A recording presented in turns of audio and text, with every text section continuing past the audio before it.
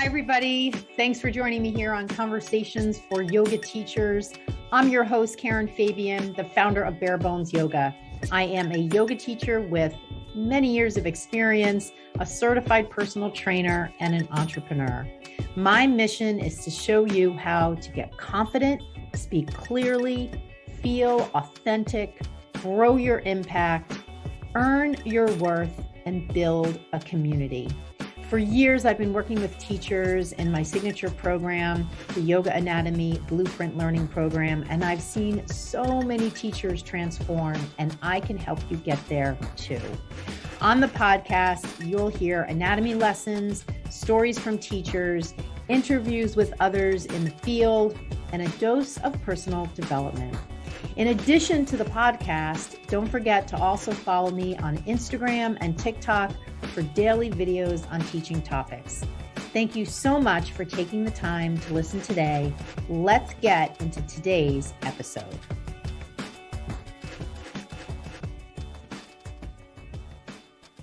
Hi there. Welcome to Conversations for Yoga Teachers. I'm your host, Karen Fabian, and this is episode 229. So I'm going to make this intro short because I'm really excited to have a guest on today's show. I am recording this intro on March 2nd, Thursday, March 2nd, 2023. We recorded this conversation yesterday, Jill and I did, and I'm going to tell you a little bit about her in a moment. This episode will go up on Monday, March 6th. So you'll be listening to it then or anytime after then. I always like to orient you as the listener to time and place. So today's episode is going to have a guest, and I'm going to do a little intro about Jill in a moment. I just wanted to start out with one quick thing.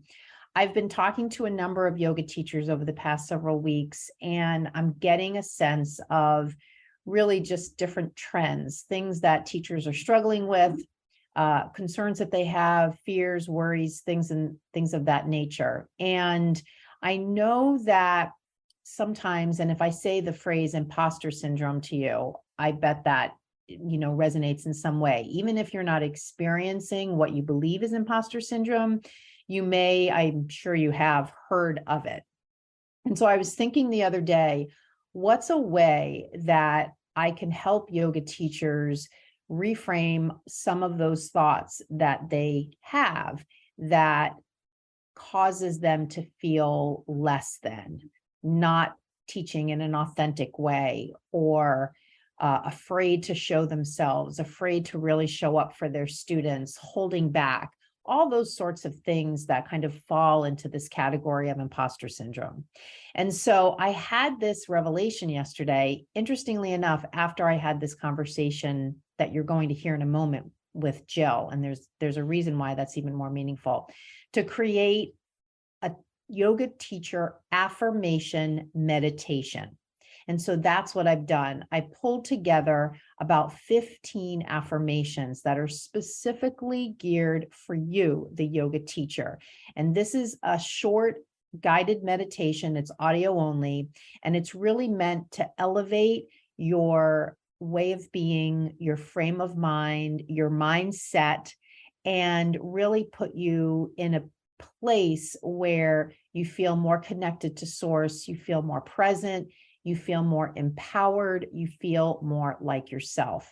And I've intentionally sprinkled it with a number of different topics that I know are on the minds of yoga teachers, because I literally talk to dozens of teachers every single week. And so I have a pretty good sense of some of the common themes. And I've intentionally, I'll just give you that behind the scenes, put those in the affirmation meditation. So I would love for you to listen to this. And so if you'd like a copy, just send me a DM on Instagram and just use the phrase affirmation meditation, and I'll send it to you. So with that, I would like to introduce the guest on my show today, Jill Foubister. Jill is an intuition coach and the founder of her program called Raise Your Vibe. She helps people raise their vibration and awaken their intuition. She has experience in intuition coaching. She helps people manifest their wishes and desires. She has a background also as a yoga teacher and a Reiki master. So she, I guess you could say, plays in the same spaces that we do as yoga teachers, and then some. And she really focuses her work now on coaching people so that they can raise their vibration and really achieve all they want in their life, and do it in a way where they feel empowered and authentic and connected to the present and source, and all those states of mind and ways of being that I know that you've probably experienced, even if fleeting moments they've been. And today's episode is really going to give you a lot of tools so that you can experience those moments and that way of being more and more. And the one final thing I'm going to say before we hop over to that episode, to that recording, that conversation, is it was after my conversation with Jill that I had two really interesting experiences. And then the next thing was I had this really strong urge to create this yoga teacher affirmation meditation. And I don't want to go into all the specifics of some of the weird things that happened after my conversation with Jill. And when I say weird, I mean weird in a really good way.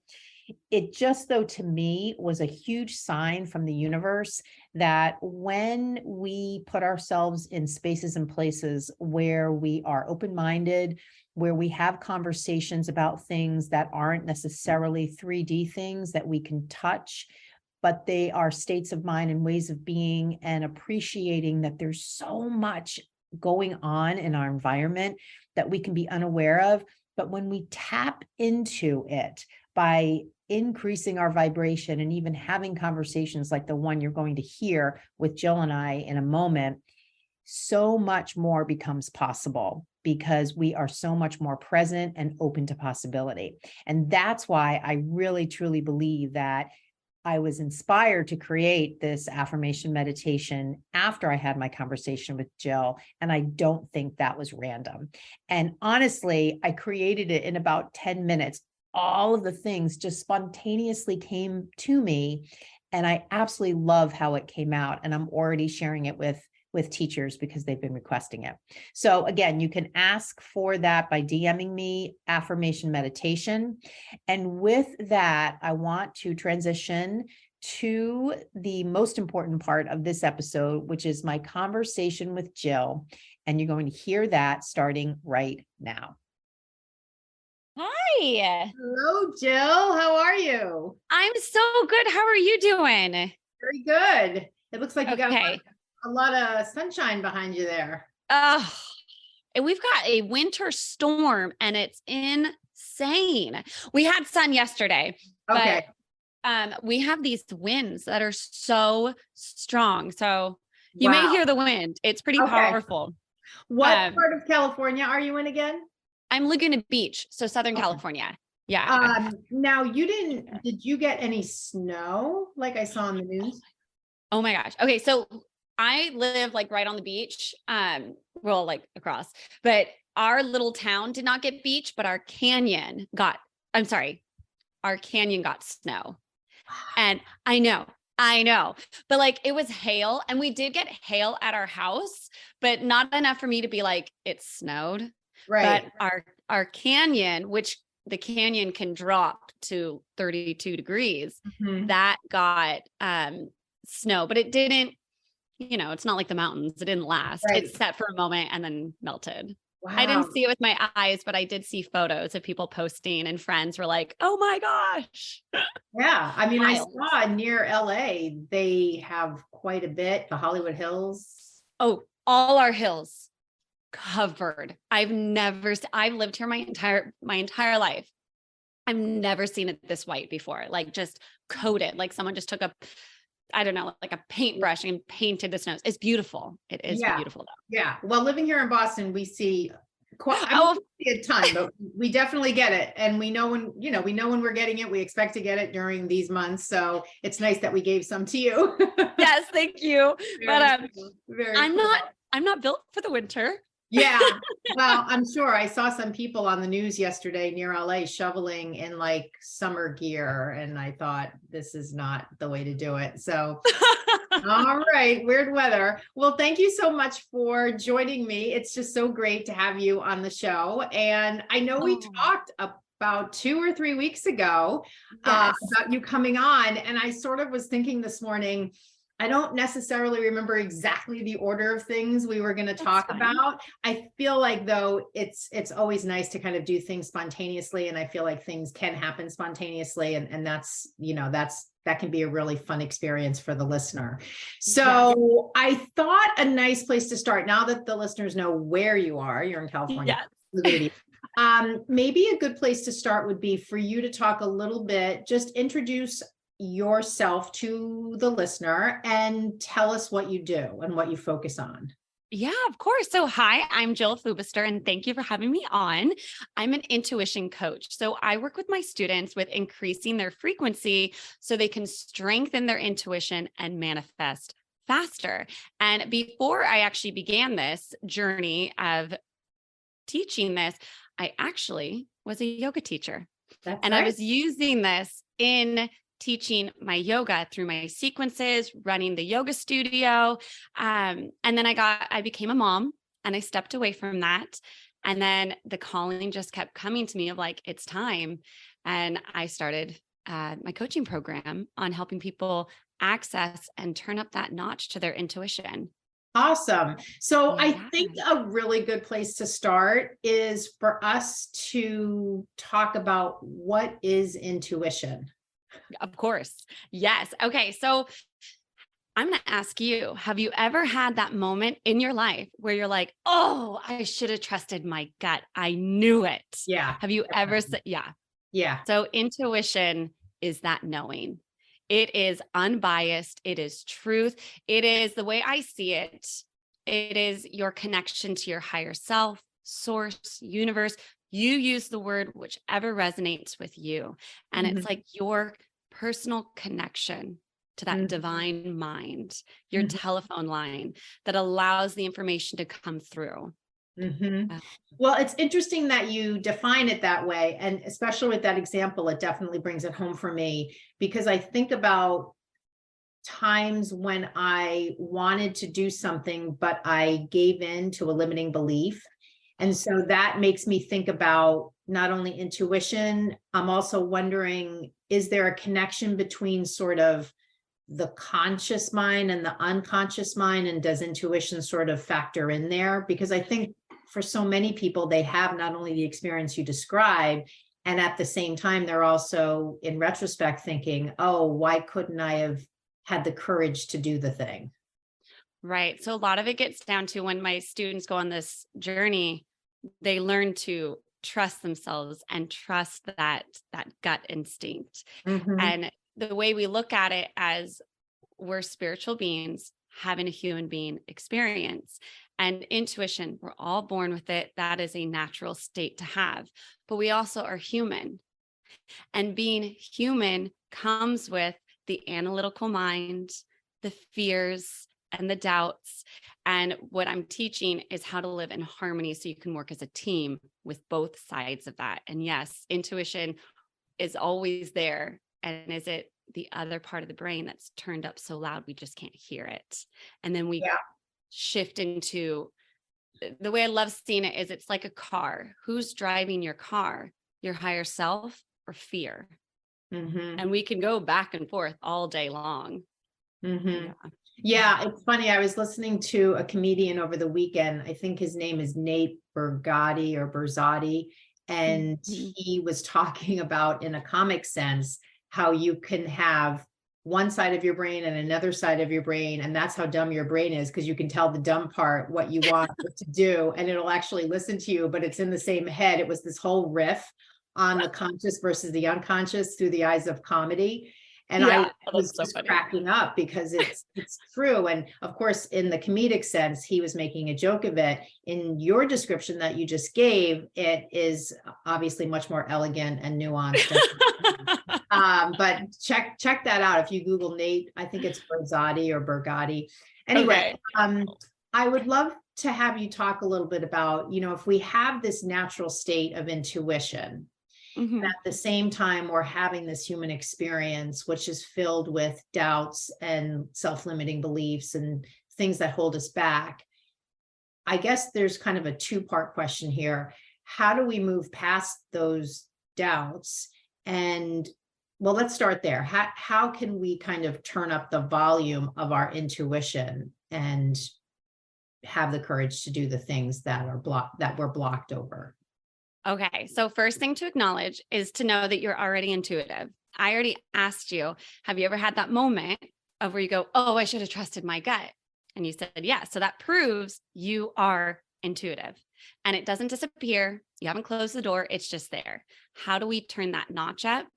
We need to become aware of that inner voice, the voice that just keeps talking. And if you're saying to yourself, well, I don't have a little voice in my head, that's the voice I'm referring to, that inner critic. It sometimes sounds just like a whisper, but just before you're about to step outside your comfort zone, you're bumping up against it and then bumping up against it and it gets really, really loud of like, oh, don't do this. The fear. We need to become aware of that voice, the monkey mind, the monkey chatter. In order to become aware of that, now you know, oh, I need to turn that down. And to turn that down, you become the observer. You're not on autopilot. You're observing it like a scientist, just watching, listening to the voice, but you're not in it, writing the voice. Does that make sense? Yeah, So I think when you said autopilot, that really hit home for me because I feel like that reminds me of an experience, and I've had this a couple of times. I try to every day I get out of the house because you can stay in the house all the time now that we're all shifting our lifestyles and have for several years now. And so every afternoon I go to a Starbucks and I usually go to the same one, but sometimes I change to go to a different one and I have books I read and all these other things I do. I write in my journal, blah, blah, blah.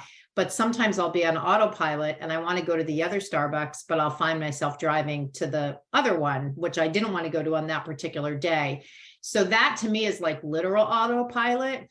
It sounds like though you're talking about autopilot as it relates to maybe behaviors we have. both. We don't want to.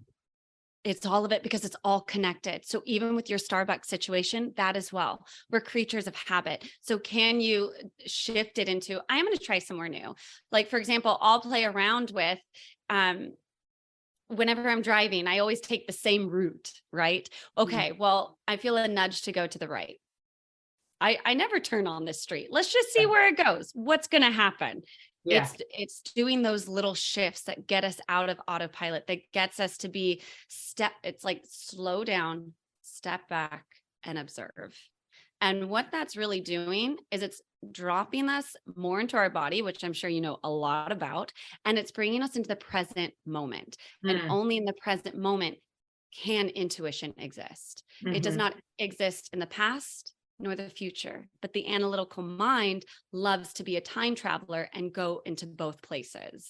Yeah, it's funny. I actually, when you were talking about turning down a different road, it reminded me of something else, which is I saw this TikTok video recently about when you go to a coffee shop, go to one that's not only one you've never been to, but one that's in an area that's really upscale, like maybe in the Four Seasons Hotel or something, and just sort of put yourself in a coffee shop in a place that sort of elevates the whole experience and just see like, and I suppose if someone listening to this is very, very wealthy and that's something they do all the time, then that probably wouldn't apply to them.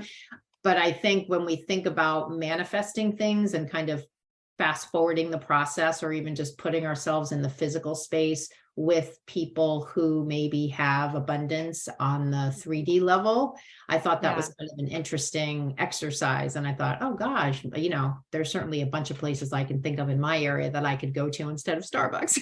Yes, absolutely. And I love that you say that. That is so, and I'm going to add to that because it's exactly what you're saying. You're putting yourself in that energy. Yeah. And everything's energy. So when you're doing that, you can choose to allow your vibration to match that frequency of that upscale coffee shop, or you choose not to. But if you're immersing yourself in that energy, it's going to impact you as well. Yeah. It reminds me too of last January, one of my New Year's resolutions was to get a red Mini Cooper, and I wanted one for many, many years. And my Subaru was dying. And I've told this story before on the podcast, but it's a perfect example of this. I purposefully went the first week of January last year to the local dealership, knowing that I really didn't want to buy a brand new one, but I had never, ever sat in a Mini Cooper my whole life, but I had always coveted them from afar. And so I went to the dealership and I pretended I was going to buy a brand new Mini Cooper. So I got the royal treatment, and it was probably less than a week later that I found a perfect one that was barely used and was a 2013, but they never hardly ever drove it. And it was literally the red 2-door hardtop, the exact car I wanted. And I got it for a fraction of obviously what the new one would cost, but it was in mint condition. And what started it was 2 weeks earlier, I went to the dealership and looked at the new ones. Exactly. And you did that. You manifested that. Yeah, and you totally. So, so let's kind of make the connection, because I feel with the example I just gave, people call that manifestation. I know at the ground level, I was doing a lot of research around what are dealerships that have used Mini Coopers. And so there was a lot of 3D project planning type stuff that I did. I think there definitely was a connection between just the aura of being in the dealership of the new one and keeping me on track to actually make it happen. So what do you see as the connection between maybe not that exact experience, but the idea of working to, generate something in your life that you don't have? And how does that relate to intuition, or are those two separate things? I mean, I guess we could call it manifestation. I don't know. What do you think? Yeah. So I actually think they're both very much connected. And the more that you walk this path, you're going to see how everything is connected. So if we take a look at what manifestation means and what it is, my definition of manifestation and what I teach my students, it is the physical representation of your dominant vibration. So everyone always looks at just law of attraction, which is an extremely powerful law.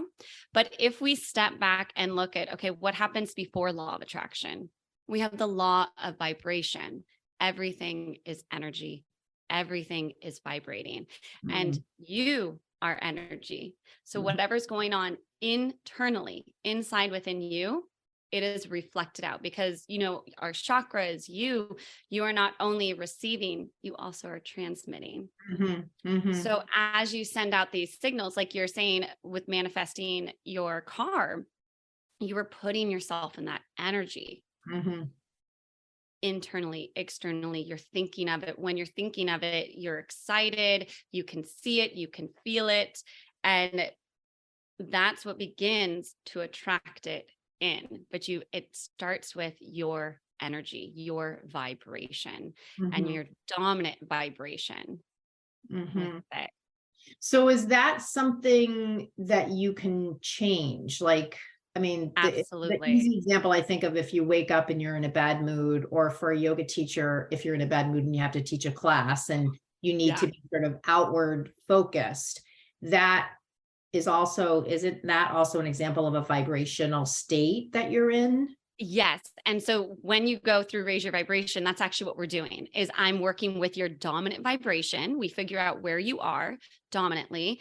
And then throughout the whole course, we're shifting it. And each week you're getting a toolbox of things you can do to shift your energy.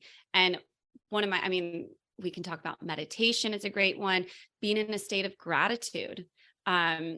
Where's your attention? Where are you putting your focus? If you were to look at your vision board, if you have one, and you see, let's say you want to manifest, you work with yoga students.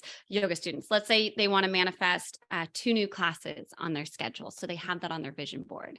But every time they look at their vision board and they see those 2 classes, they get, oh, I still don't have it. Oh, I just really want it. And it actually brings them down. That's what they're attracting because that's where their attention and energy is.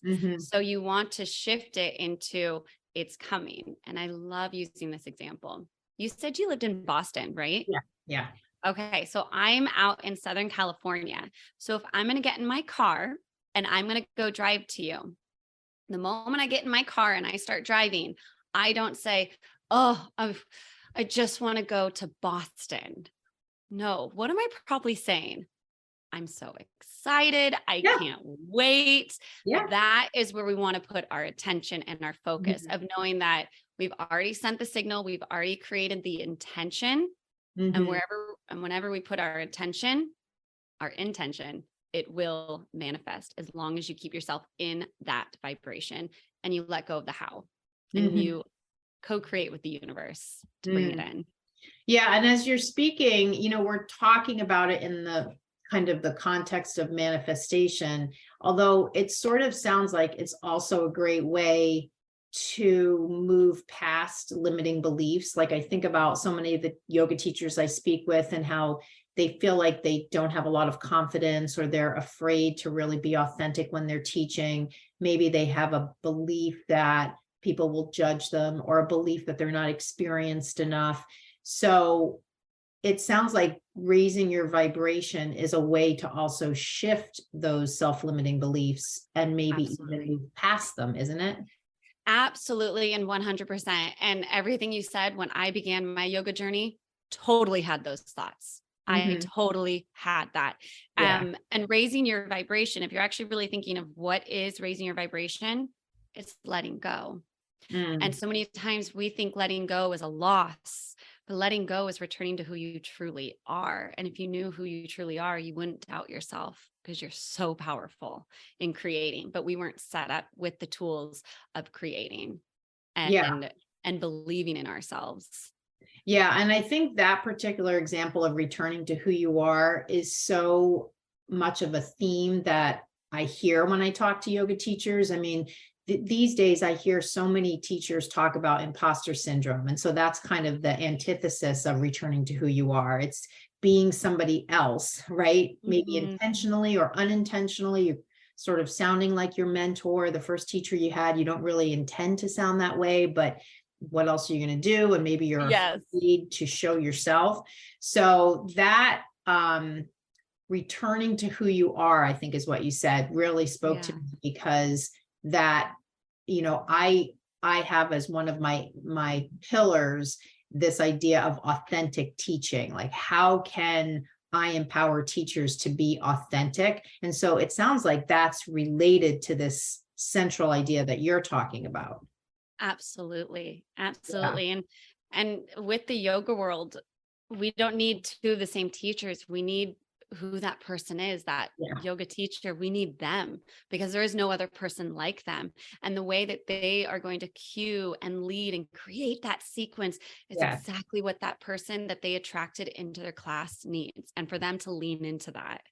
Yeah. And I always say, to teachers when I talk to them about this topic, this idea of, differentiating yourself really lies in this area. I mean, you could go to 3 yoga classes with 3 different teachers. They could teach the same sequence, but if they're each leaning into their own authentic way of being, even if they taught the exact same sequence, it would be different. I mean, it'd be totally different, right? And so it's even if they I think even if they had the same script, because then you have their tone of voice and what they emphasize and their voice as a tool and all the different ways you can use your voice as a tool. So yes, I think that you can really make that parallel to yoga teaching. So I'm glad that we are doing that, because I know a lot of people listening are yoga teachers.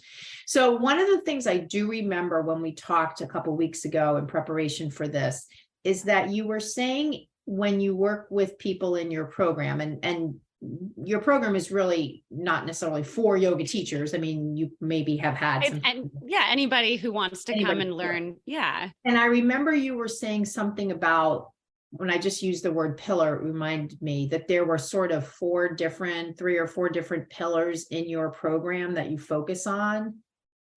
Now I'm trying to remember.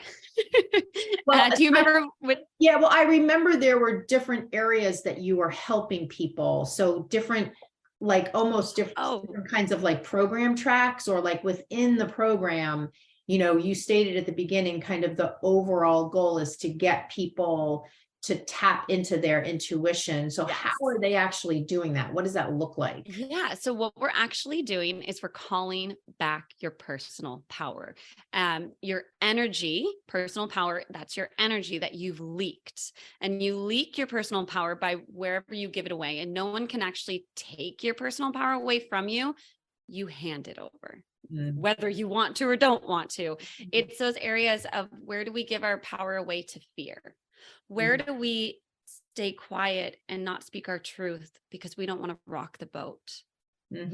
Where do we, another great one is, I'll set this one up for yoga teachers. I want to be on a class schedule, but I don't want to be seen. So that you can see how that's out of alignment. Right. And that's the game they're playing, but they won't ever win that game because they're giving their personal power away to, I don't want to be seen. But to be a yoga teacher, to be and lead a class, you're going to need to be seen. You're going to need to be heard. I kind of see that too. And I know if people are listening, if someone's listening and this is them, it might ruffle some feathers. I do see it too when I talk to teachers and they're practicing with their class for the entire class. And when I dig a little bit around why that is, a lot of times it's because they're really leaning into their sequence as the source of their cueing, because they're not really comfortable standing there and cueing. And so I sort of have this saying where I say, well, I can help you break up with your practice as the source of your cues, because it's super easy once you learn how to practice yoga to do the practice and just say what you're doing. There's that shift though, when you're not able to do it and you have to stand there and say it, and I always think it's interesting when teachers say to me, it's so much harder than I thought, because I know, of course, what to do. If you put me on the mat, I know what to do. But now I'm standing there and they're looking at me and I'm being seen. And that's bringing up a whole bunch of feelings that I want to avoid. Totally. And I actually remember that shift for myself as a yoga teacher, where we had a class that was so full that I had no choice. I was put in that position. I couldn't lay out a mat. I had to get rid of my mat. And we were mat to mat. And I'm like, and here we go. I just have to take the leap and see what happens. And I remember having to learn that my attention is kind of in 2 places. My attention is on them, and also going through the whole sequence and being able to be facilitating both of that and holding that space. Yeah, for sure. What I encourage teachers to do, and there's a whole conversation I have with them about the benefits of not practicing with your class, but I encourage them to start out by, don't do anything where your hands are on the floor as a beginning transition to working yourself to the point where you're just walking in and teaching.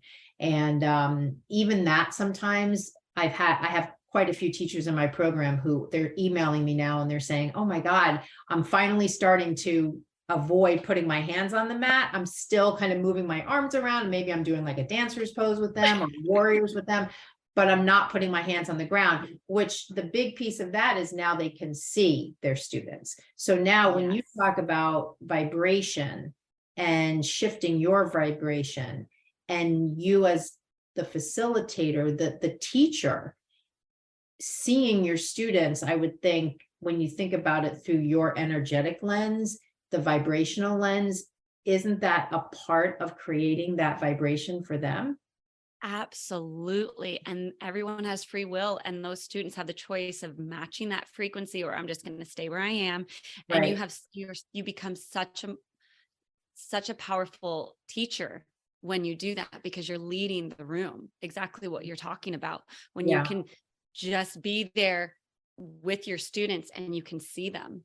You're Mhm. holding the space, you're leading the energy in the room. You can also, and that's also when you can intuitively pick up, because now you're tuning to the students of what they need. Mm. So you can help them there as well, which Yeah. I always used my intuition. That was the beginning of me actually, that class was like the turning point for me, when I had to give up the whole, I have to be on my mat and do the whole sequence with them. That was the turning point for me, where I had to, well, here we go. No mat. I have to be in the room. And now that was when I let go also of my planned sequence. And I started to pick up of what everyone needed in the room. And that became an even more powerful class, even though Mhm. my mind was like, what am I doing? Oh my gosh, I can't do this. Yeah. I'm so freaking out. And Yeah. at the end, it became one of my strongest classes I ever taught. Yeah, that's amazing. So when you talked about personal power, and I even think of personal power when it comes to yoga teaching in terms of kind of standing up for your values, standing up for your, not value, your worth. I talk to a lot of teachers who are accepting like $25 a class, or who know someone who wants a private session and they don't feel comfortable charging them at all because they sort of know them through somebody else. It's not like somebody they don't know. So I'll talk to them and they'll say, oh, they were referred to me by a friend, so I really am not charging them. And so there's sort of that personal power. They're giving that away. How do you sort of, maybe in your program and in working with people, how do you coach them to sort of take that power back? And it's not, I think Yeah. power sounds a little heavy-handed. It's not like powerful, like you're overpowering the person. Correct. How can you describe personal power so it sounds Okay. less that Yes, way? and absolutely. And I totally understand if anyone is listening, they're like, wait a minute, power, like power, I'm going Yeah, to take over the world. No, no, no, no, no. Again, right. so personal power means energy. So I want you to look at your personal power as if you were to create a list of all the things that light you up, and then create a list of all the things that don't light you up, that trigger you, upset you, drains your light, dims your light. Those areas in our life that dims our light is where we want to pay attention to, because that's where we're giving our personal power away. We are not referring to power, I'm going to take over the world. This Yeah. is your personal energy. Or overpowering somebody. It's not like you're going Yes. and as a yoga teacher saying, everybody's going to do this and no Right. things like that. Yeah. And when you describe it in that way, I have another teaching example that comes up. I think about teachers who accepted a pay rate for a class that they knew was really too low. And now they're months into teaching that class. And when they go to that class and they drive to that class or walk to that class, whatever it is, they're sort of feeling that reminder of, why am I teaching this class? This is not, for whatever economical reason, this studio, whatever it is, they are not able to pay more and I'm accepting less. And that makes me feel like maybe they're not thinking of, I've given my power away. It's sort of in a way that dynamic though, right? Because you're sort of Absolutely. accepting less than your worth.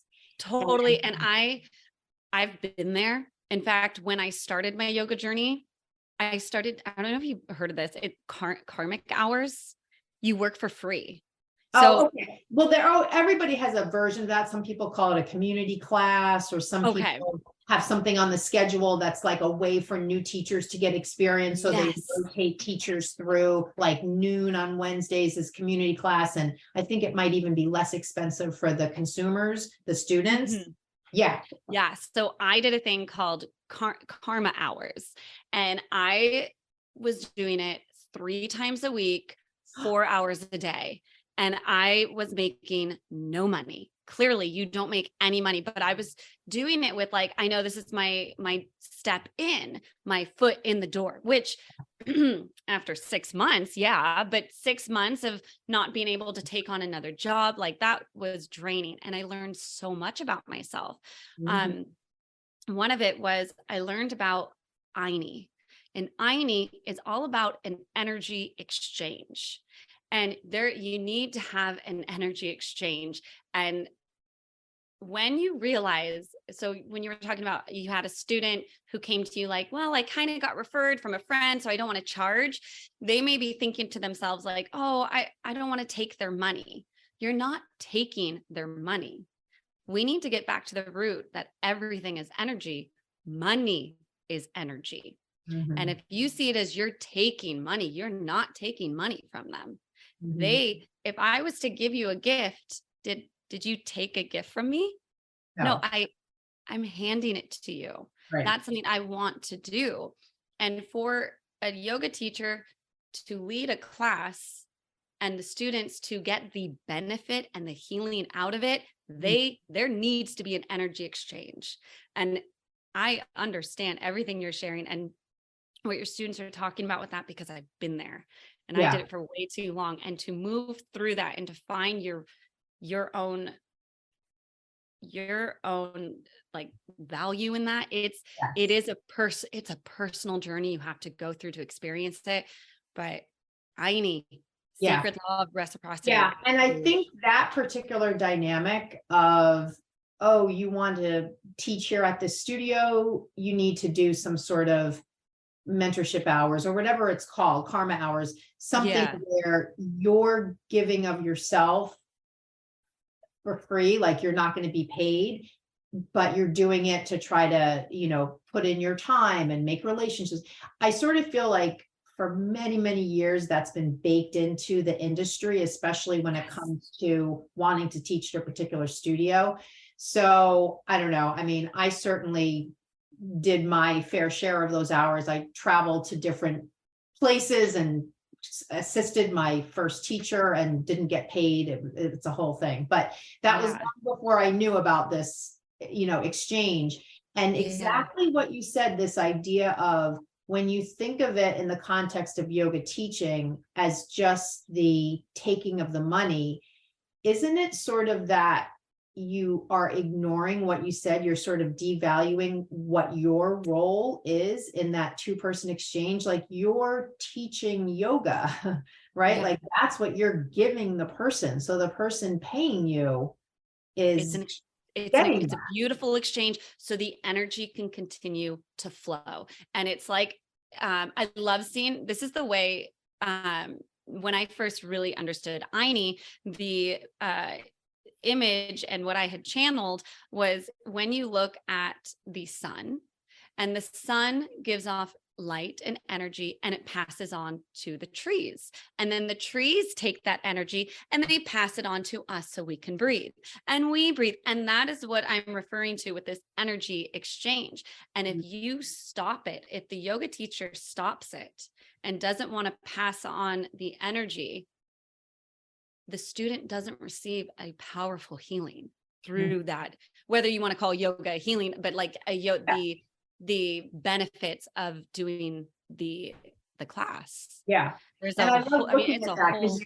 you can sort of look at it through the economic lens. You can look at it through the energy lens. You can look at it in different ways, just like as a teaching lens. So I think that's such a great way. And even when you gave the sun example, I was thinking even of the benefit of sun on the things that we eat, because it grows the plants and all of that kind of stuff. So it's like a full circle. It sure is. It's beautiful. And nature's always showing and teaching us. I mean, it's all connected. Absolutely. So, all right. So you were talking, we got kind of down this road because you were talking about personal power and the leap of personal power. So we sort of went there. So are there other pieces that you're reviewing with folks when they're working with you inside the program? Like the personal power is one piece? Yeah. So we do personal power. My students learn how to cut cords, energetic cords. Oh, what's that? Okay, so cords they are energetic attachments. So my students will learn how to detach and let go of, because the whole program is all about letting go and returning to who you truly are. It's a remember who you are. And so often, and this goes with manifesting, something you want, but you're here, you're right over here, and you want something over here.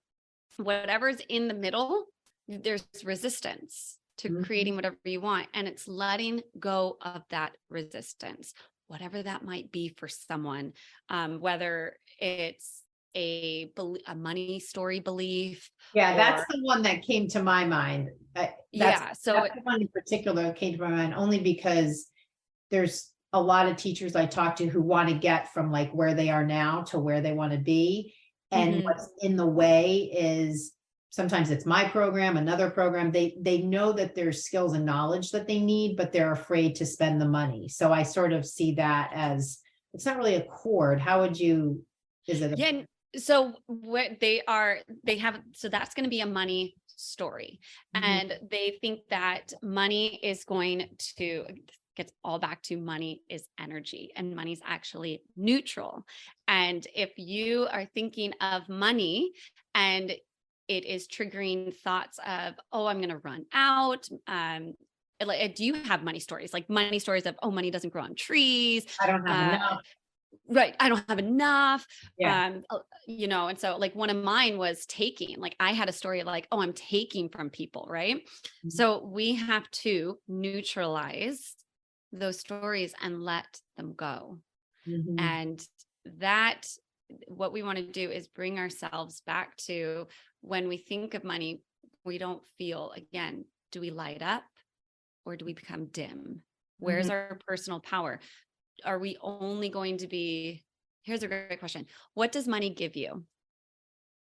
I think it gives you maybe opportunity or access or physical 3D stuff. Okay. What else? Maybe it gives you a sense of security, or maybe it gives you the ability to do things that you wouldn't otherwise be able to do. I love that. So security. And would you also say maybe freedom? Because you were talking about opportunities. Yeah. Okay. So often people think, oh, once I have money, I will have security and freedom. You just gave your personal power away to it. Yeah. So what you want to do is find all that security right now and all that freedom right now in your life. And when you're in that space, more money comes in, because you're not giving your power away to money. Yeah, because you can have all those things even without the tangible. I think the idea of neutrality is something that's like so foreign to people, because money is such a charged thing, topic wise, and just even in the physical sense of having, not having, wanting, not being able to have something because you've tied it to. And I think of the number of conversations I have with teachers that surround this feeling of upset and angst and longing and wanting and not having enough money. I mean, it is rampant. And then in addition, when you talk to them, I remember this one teacher I talked to, and she said that she'd been covering a whole bunch of classes, and she found herself at the end of this week eating at like Taco Bell at like 9:00 at night, thinking, is this all there is? Like, this is now what it's going to be. And I didn't know at the time what she was making per class. And when we were talking a couple of weeks later about her working with me inside my program, she shared that she was, I don't know, it was something quite low. It was under $50 a class. So I was like, wow, I could see how it is very angst driven, because you're doing all this physical stuff, and similar to the personal power conversation, you're not seeing the INI is being reciprocated. Yes. And so that leaves that person feeling like the energy exchange isn't equal. Yeah. Exactly. So, yeah, not good. Not a good situation. So, all right. So the cutting of the cords, when I think of cutting of the cords, is it because you're attached to a person, or is it a feeling, or It what? can be a person, situation, or a thing. Now, this is a whole thing we go through. So to summarize it very like to the point of what we're doing is, if there is something that you, or something or someone that you are, when you think of it and it's triggering you, what we are doing is we're going to complete that karma. And to complete that karma is we are going to stop the wheel of karma. And to do that is through forgiveness. And so I take them through we do a meditation.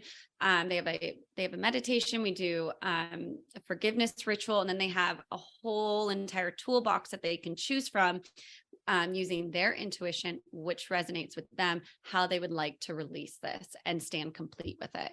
And it is not so often when we talk about cutting cords, people think it's like, let's just say we were to cut cords with a person.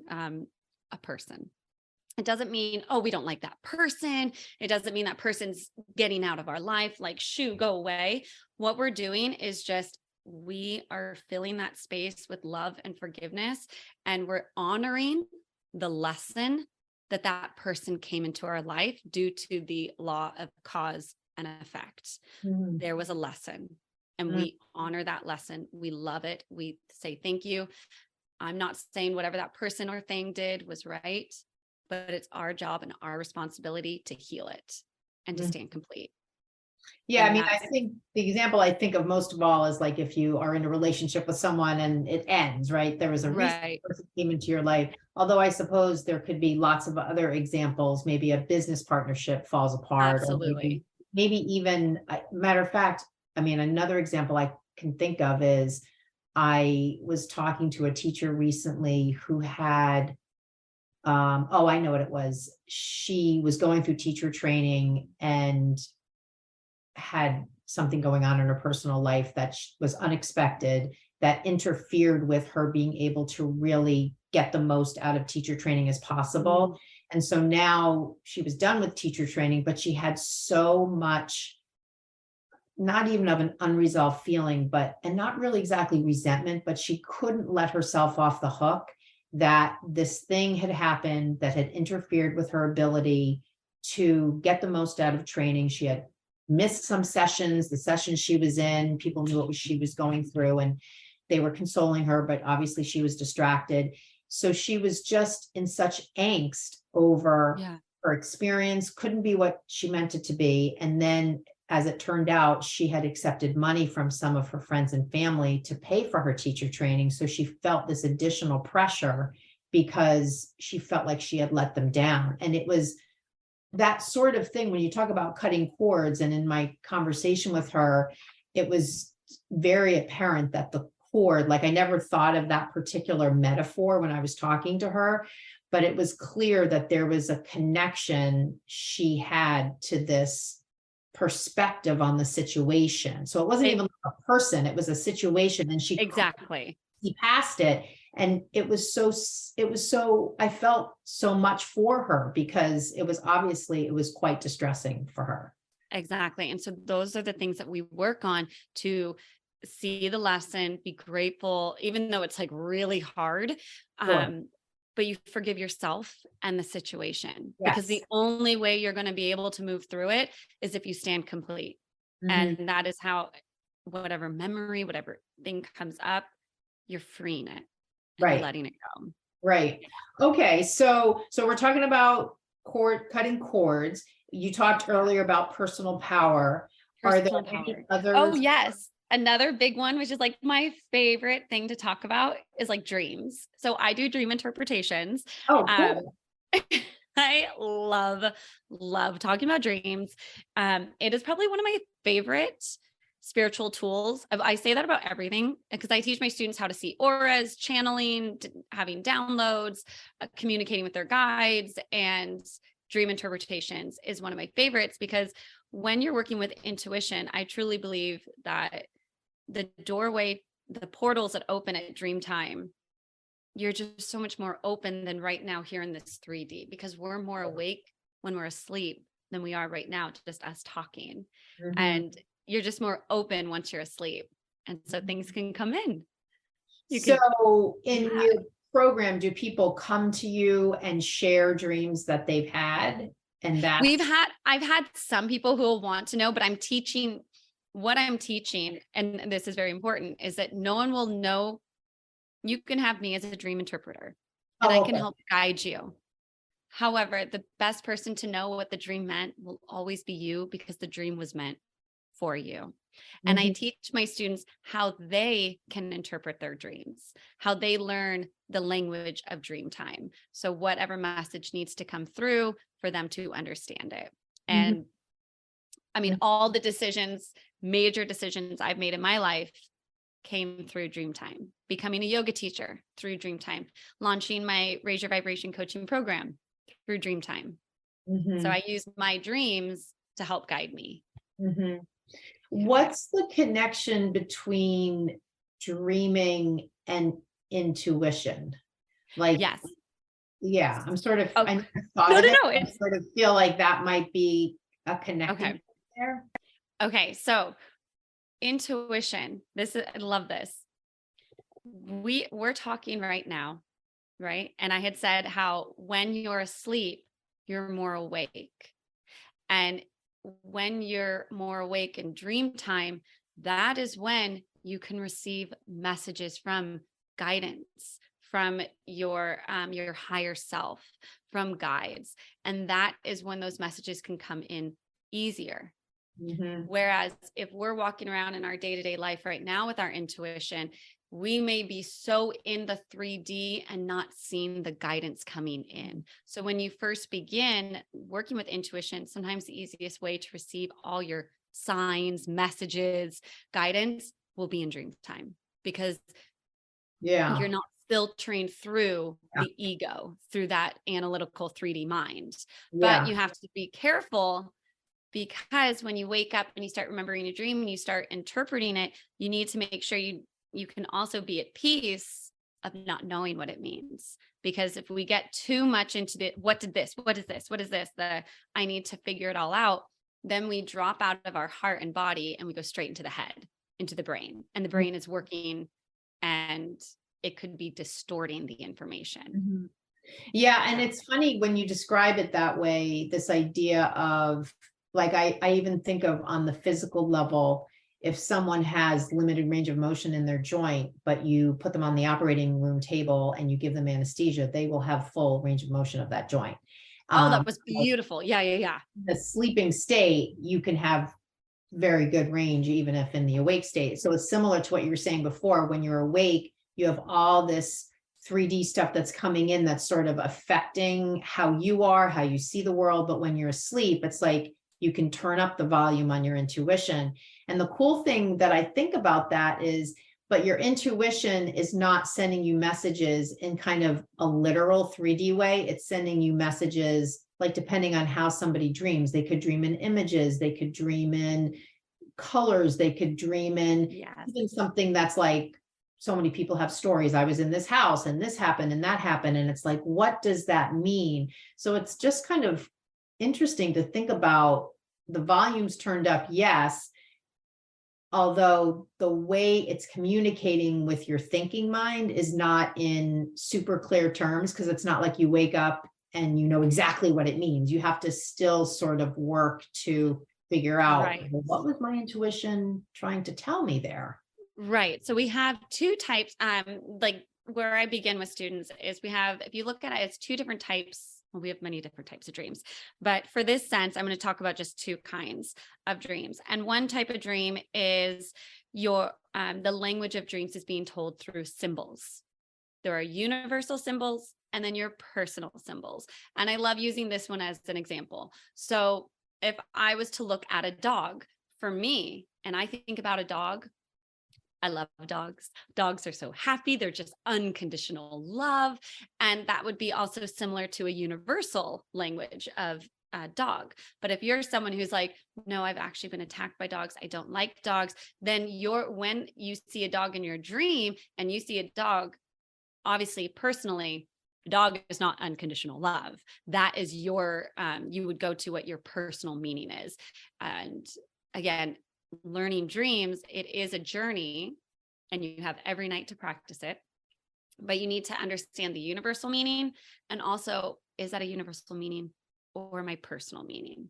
So you're going to be asking the questions, and yeah. Okay, cool. So we've got the personal power piece, we've got the cord cutting, we've got the dreams. You've talked about meditation as a tool. Yes. So that's also stuff that people, that's also an activity that people are doing in the program. We Yeah. certainly know about meditation as a tool. Is that also a way, I mean, are there certain things that we can do when we're meditating to turn up the volume of our intuition? Absolutely. So obviously meditation is not something we do. It's a state of being, and we're being aware. You're being aware of the thoughts that are going through, and it's just like when you're teaching your yoga class, and I'm very meditation based when I would teach yoga. So I would always start with a meditation to get my students to quiet their minds so they can drop into their bodies. And it's all about becoming aware. That is what you want to do. You want to become aware of the monkey mind. When you're aware of the monkey mind, when you can see the monkey mind, you can go, okay, it's there. Okay. And then focus in on your breath. And you're in the present moment. And that is when you can hear the silence. And in the silence, there's communication. Yeah, it's kind of like listen for the answer and it's going to show up. You just have to sort of quiet things down so you can hear what the answer is. Exactly. Are there any other components or things that people are doing when you're working with them? Like we've covered. What else are we doing? There's so many fun things that we're always doing. I'm trying to now let's see. I mean, maybe another thing that I'd be kind of curious about is we're talking about a lot of this stuff as it relates to yoga teachers, but again, you are seeing all different kinds of people when you work with them. So I'm kind of curious, like, is there a certain type of person that you're working with that comes to you? Is it like mostly women? Is it mostly men? Is it a mix? Is it like, are there certain things that you've seen since you started working with people that attracts a certain kind of person to your program? Yeah, so a specific problem they want to solve, or a lot of them, it's releasing self-doubt. They want to trust themselves, and they are they've had the experience of like, oh, when I'm talking, I get chills, or I'm starting to have powerful dreams, but I don't know what it means. I'm feeling this gentle tug inside me to want to begin to communicate more with my guides, or hear my higher self, or start working with crystals. We also learn how to work with crystals. Oh, cool. So that's something else as well. And they learn to manifest with crystals and how to use how to harness the energy of crystals. So the most, I would say, common thing I see is people wanting to feel more connected to source and feel more connected to their higher self so they can get out of fear and just really walk that path where they're leading from their heart and what lights them up. That's probably what I see the most of. And yeah. So, I mean, it sounds like the person that you're working with is already sort of aware of these skills or this. They know it exists. Yeah. Yes. And they're like, how do I do this? And they're also questioning, am I doing this right? Because sometimes I hear things, but I don't know if it's my intuition or am I just sounding crazy? Do I sound crazy? I think I sound crazy. Yeah. And they start to doubt themselves. And then their brain is going all over the place with it. And I do also get this last round we just did, I had actually quite a few who were very analytical, and they're like, this isn't serving me anymore. I do. And I really want to just be in that place where I can be in alignment and channel who I truly am. And they're like, I just know that this hustle is not the way to get there. And they're like, how do I stop that? And so what we're working on is not only calming the brain and calming the external world, we're calming your internal world. So you calm both worlds, and we live in harmony with both of them. Yeah, I mean, I almost think of it too, as something not exactly in the mental health arena, although I could see there would be benefits even for someone who was having some challenges with mental health to tap more into the sense of trusting themselves, to maybe open their mind to different ideas around different levels of energy and tapping into energy. So it's interesting when you think about, you know, especially when you gave that example of like the type A person who's sort of seeing that lifestyle as something that they don't want to continue because of the toll it's taking on them, and Yes. introducing a lot of what you're talking about as a way to change the path of your life, like to change the path you're on. Mhm. Do you do any, when you said cord cutting, one of the things, I don't have a lot of experience with this, and I know that you have a Reiki background also. Yes. Yeah. So do you use any of the tapping techniques when you work with people? Yes. So actually, what we do EFT inside Raise Your Vibration. Yes. So I bring in specialists. So their bonuses when they sign up is I bring in a mindset coach for them, and they also get EFT. And so it is so much fun to see their whole journey through the EFT tapping, mindset coaching calls, and yeah, we dive into that. I'm giving them as many tools as possible because it's their journey and not one shoe fits everyone. So I'm Yeah. here to help them in any way that's going to resonate and get them to where they want to be. And that means I'm going to provide you with my toolbox, but I also bring in other experts to help you. Yeah, that's so interesting because I think like even when I was reading, I actually have my computer balancing on it right now. One of my favorite books on NLP by Tom Hubar, it's called NLP, The Essential Guide. And he talks about a neurolinguistic technique of, he doesn't call it tapping, but he talks about just placing your first two fingers and kind of tapping where you would take your pulse as a reminder of something where if you're in a situation and you're like, let's say I'm teaching a class and I'm really, really nervous because of some situation. Maybe there's another teacher in that class and all of a sudden I walk into the room and I'm like freaking out. Oh my God, there's another teacher. She's a senior teacher, blah, blah, blah. But I know in my mind, I've taught yoga classes before that have gone really well. So I have some sort of physical sensation I do on my own body, almost like a tapping, to remind me that I can do this. I have a memory in my body of that good experience, and the physical tapping is sort of the reminder to myself to bring myself into that place in my own body. But it's so funny to me because not many people know about these things. Like I bet if I went to a party and said cord cutting, no one would really know what I was talking about for the most part.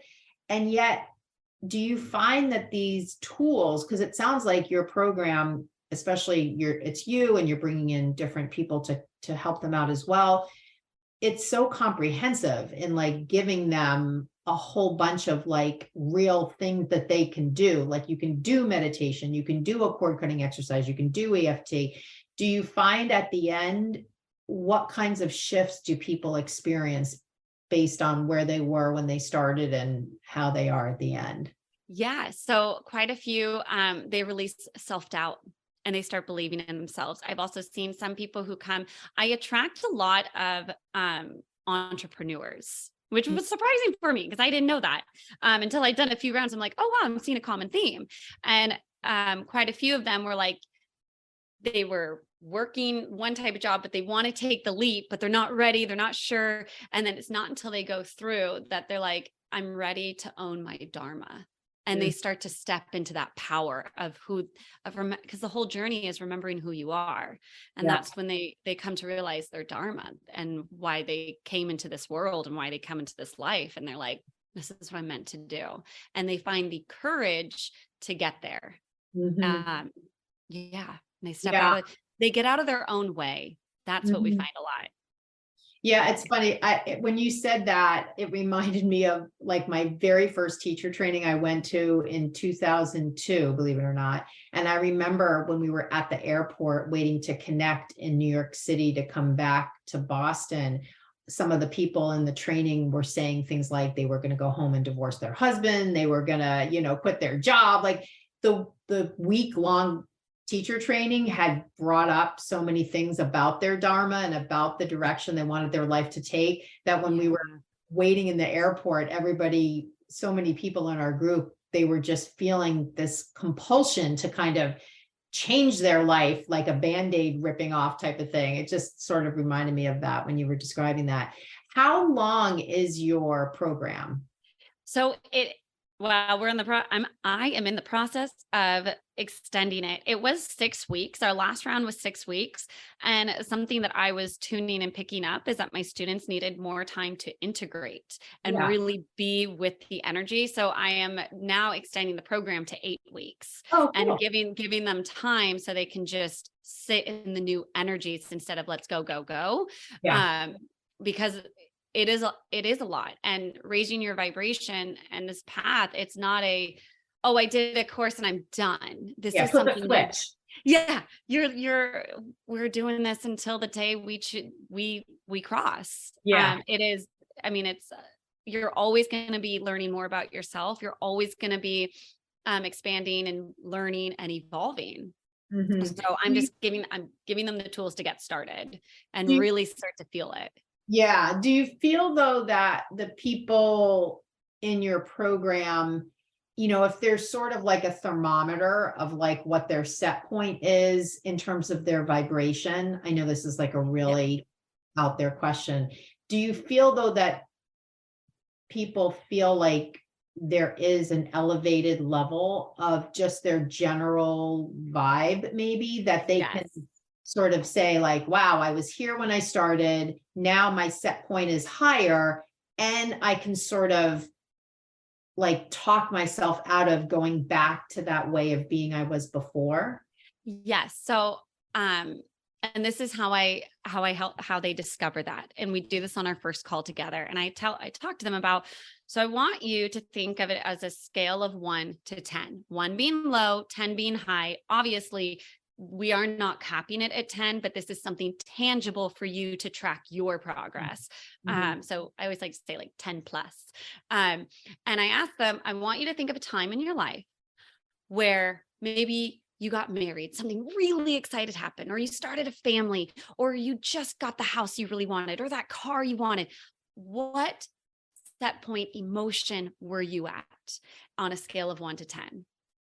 And then I ask them, okay, now that just a few weeks have gone by and now a few months, where did you drop back down to? That honeymoon phase is over. Mm-hmm. And they tend to come in around a 5. Mm-hmm. And that, not everybody, but that is an average. And then from there, we move up the emotional scale, because your vibration, your frequency, that's your emotions. Mm-hmm. And so that's where we're moving up. Mm-hmm. And so then they can track that by the end of the program. Yeah. Okay, where are you now? Yeah. So they have, because everything I talk about is extremely woo. It's very out there, but of course I have to ground it for you. I have to give you something tangible. We're human beings, and humans like something tangible. Yeah, for sure. So maybe, like, I thought for the last couple minutes here, are there some things that anybody can do on a daily basis to kind of raise their vibration? I mean, are there certain things that you could, absolutely. There's a few things. One, state of gratitude will always be one of my favorites. Mm-hmm. Just being grateful for the things that you have in your life, that there was once a time where you go, gosh, I wish I had that.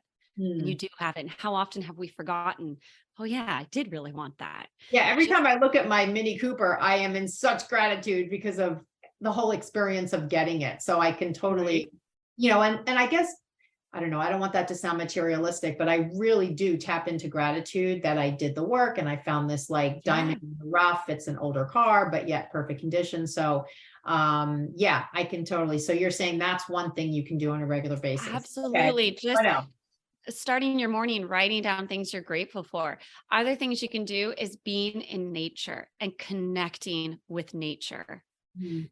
Nature, and even bringing nature into your house. Plants are alive, and plants, they absorb negative energy in your home as well. So having plants in your home, loving, if you have a dog or a cat, a four-legged animal, they take on your energy, they mirror you. So love them, because they are true four-legged angels that walk amongst us, that we can hold. Love that. So loving your animals as well.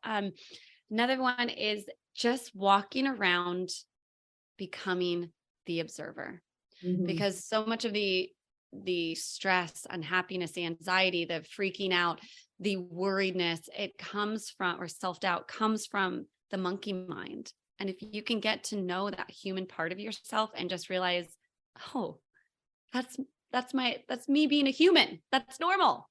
Right. And not to shame yourself and have emotions of getting now mad that you're mad, and just be like, oh, that's all it is. It's just me being a human. Yeah. Okay. And go on. Yeah. Okay. Those are great. Can you say a little bit if people have crystals in their home? Is there anything like special they should be doing with them? I'm asking for a friend because I have a bunch, but I'm like, what am I really supposed to be doing with these things? Yes. Oh, I love that. Okay. So what we want to do with crystals is, there's so many things that you Yeah, can you manifest don't have and to go create, into a but lot, but just a couple things. for home, for your house. So the way I have them is, I have it right here on window seals, is I Okay. have hematite. And Okay. hematite, I have it cleared, I program it, and hematite is very grounding and protective. So my hematite is programmed to protect my home and the energy of my house, which means my home is safe. And this is our energy. And I'm not taking on the energy from our next door neighbors. Their stuff stays over there. No matter what they're going through, everything, energy is always moving, right? None of their stuff is moving into our place. It's like a bubble around our house that we're protected. So Cool. that's what I have with hematite. You can also use that with black tourmaline. As yoga teachers, I also highly recommend wearing black tourmaline as well, because when you're working with your students, they're releasing and moving that stagnant energy in their body. And when that energy is being brought out, you don't want to become the sponge and absorb it and take it on for your students. You Mm. want to hold the space for them, but not be, let me take it on for you. So when you have crystals on that are programmed, hematite, black tourmaline, labradorite, those are aura protectors protecting your energy. You can still be strong in your personal power, but you're not taking it on. Mm. Yeah, I think that's a good example because that kind of brings us back to this whole idea of personal power. Like if you go into the room and you're taking energetically on all of that stuff from your students, or you're worried they're going to get hurt, or you're sort of letting them decide, oh, make the class really hard today, or let's do a lot of this, or let's do a lot of that. And you're sort of giving that power away along with taking on whatever is happening. I think that's a really important piece for teachers to think about. I can be a facilitator and a conduit energetically. It doesn't mean though that I am like a sponge. I thought that sponge was a really great visual, because you don't want to be a sponge. You don't want to be a sponge. Yes. And if you Um, ever feel that happening, one of my favorite visualizations, as well as I like to see it, is like picking up someone's car keys of like, oh, nope, they don't belong to me. You just give it right back. Yeah, I think that's a really good one. And almost, I only have done one cord cutting exercise. I think though that cord cutting, I mean, even if, sometimes I think students can create sort of a dependency with a particular teacher and only want to practice with that one teacher, or always want to be in the front, or always ask a lot of questions, or always wait after class. Like, oh my goodness. you can sort of kind of read that person is sort of emotionally like attached to you. And I could see that cord cutting might be something, and it's even for the benefit of the person, right? Because it's not Absolutely. them if they're And I think it's so important to understand when you're cutting cords, you're not hurting anyone.